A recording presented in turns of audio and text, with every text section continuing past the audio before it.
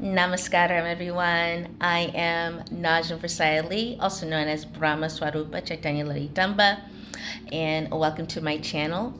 If you're new to me, I am a spiritual architect, intuitive medium, and ascension master.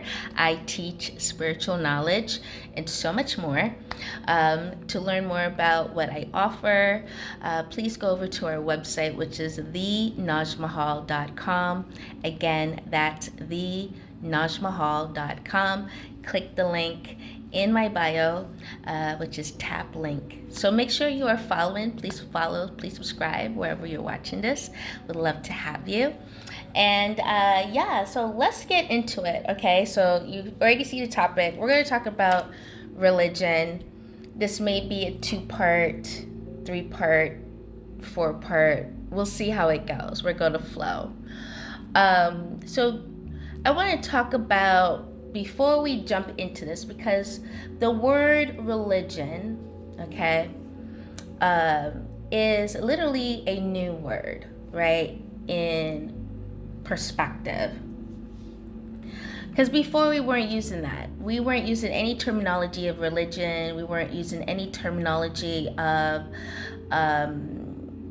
prayer. We weren't using any terminology of preaching or anything of that nature.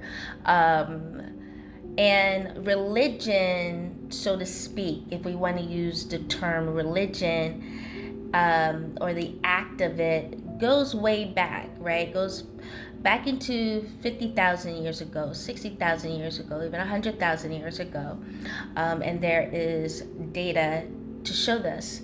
The Bible, which is, we know, is a recent thing, so that's only a couple thousand years or less.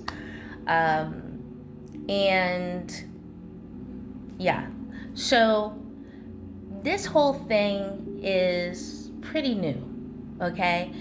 And I wanted to break down what religion is. What does religion mean? Do you know, where did it come from? How? Why? Why are we using this terminology? And because we are in World War III, and you have to really look at, what does this particular war, any war, stem from? And a lot of times the basis is religious. The basis is religion, okay? They may talk about, like, we're fighting for freedom. Freedom from what? Freedom of what is what you have to ask. What are we trying to free ourselves from that we need a war to do this? Okay? There's a lot of distractions being played in our face on purpose. And I really want to encourage you to focus and pour the peace into yourself. Pour the love into yourself. Because when you have it, you're able to then overflow it onto others. But if you're not stable and grounded in peace and in love within yourself, it's really hard to pour that out and help other people, okay?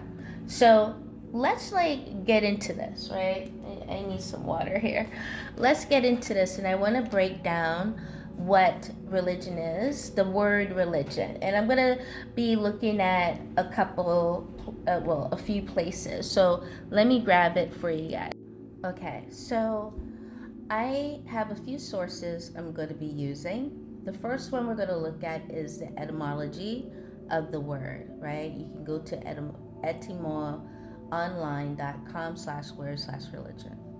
So religion in this case is a noun, and circa 1200, religion, which means state of a life bound by monastic vows.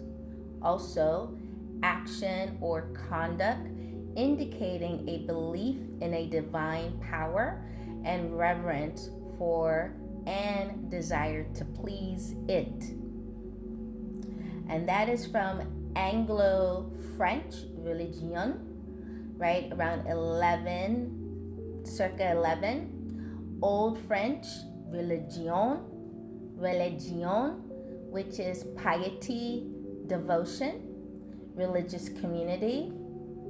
And directly from the Latin word religionem, right? Nominative religio, respect for what is sacred, reverence for the gods, conscientiousness, sense of right, moral obligation, fear of the gods, divine service, religious observance, a religion, a faith, a mode of worship, cult, sanctity, holiness.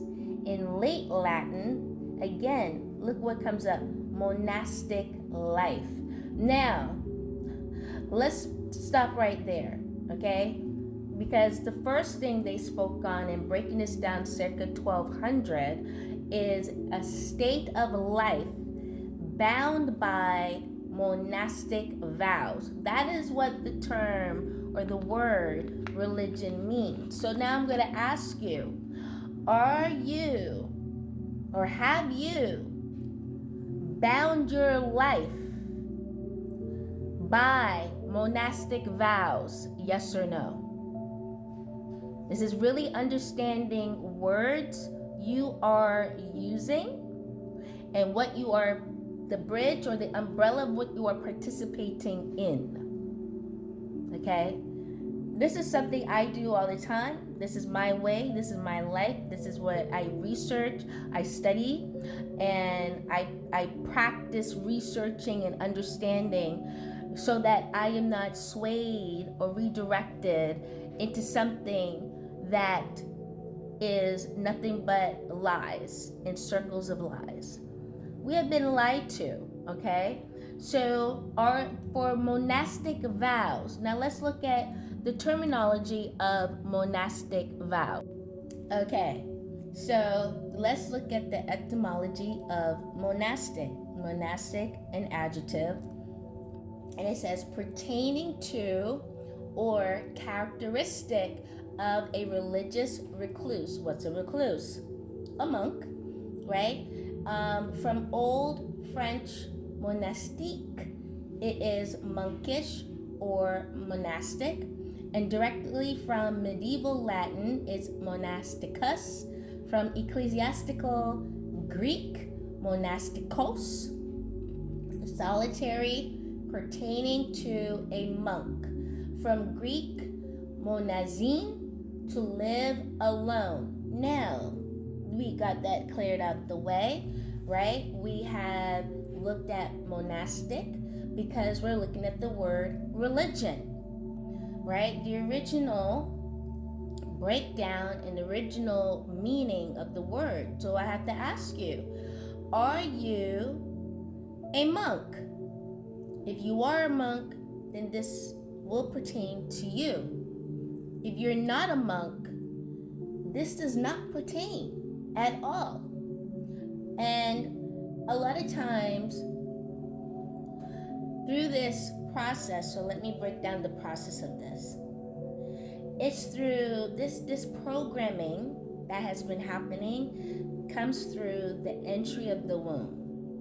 And the entry of the womb that they set up this particular cycle. So when you come into the world, right, your parents on form, which is a contract, right, your birth certificate, a contract, any of the forms that they sign at the time of your birth, whether it's a few minutes before or after your birth, those paperwork or contracts that is made to the state and country that you are being born or birthed in. Okay, so on that contract, they are asking, what is your religion? That's binding, right? Because state of life bound. That means they are bounding the state of your life to a particular monastic vow. Now, did you give consent to that? Did you, the person being born, give consent to that? Let's think on this, and I'm going to go into part 2.